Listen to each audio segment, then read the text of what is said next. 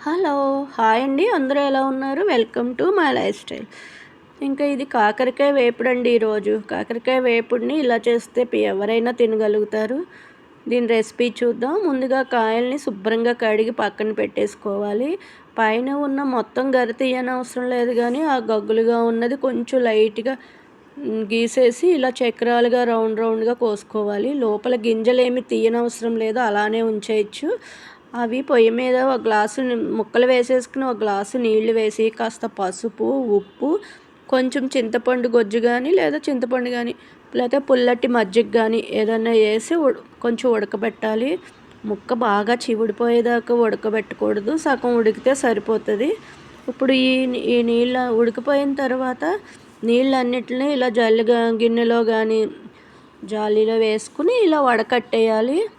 ఇలా చింతపండు వేస్తే అక్కడక్కడ ఇలా చింతపండు తొనలు ఉంటే తీసి పడేయండి. చూసారా చక్రం ఎంత బాగుందో, పులుపు నీళ్ళలో ఉడికి బిగిసిపోయి చాలా మెత్తగా అయితే బాగోదండి. ఈ కన్సిస్టెన్సీలో దింపేయాలి.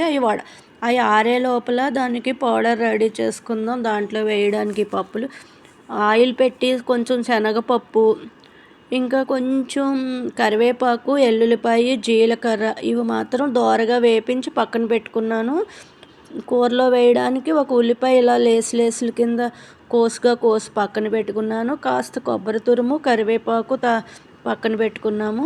ఇప్పుడు రెసిపీ ఎలా చేద్దామో చూద్దామండి. ముక్కలు అయితే పొడి పొడిగా ఆరిపోయినాయి కదా, బాగున్నాయి కదా.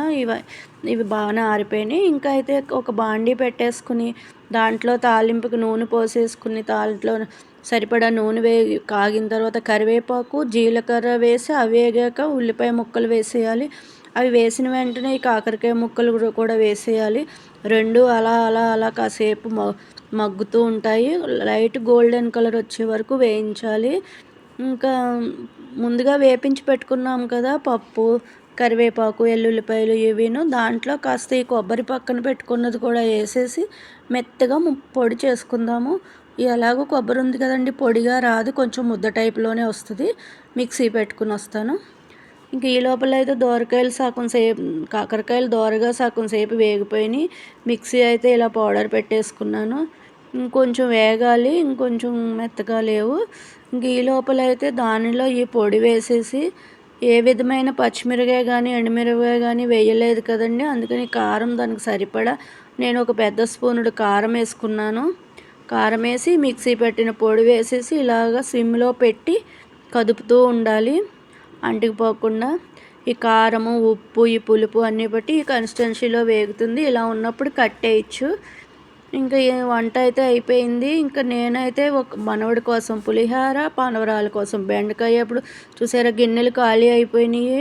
వాళ్ళకి బాక్సులు పెట్టానండి. అంటే కాకరకాయ వేపుడు వాళ్ళు తినరు కదండి. ఒకళ్ళు బెండకాయ వేపుడు అన్నారు, ఒకళ్ళు పులిహోర అన్నారు.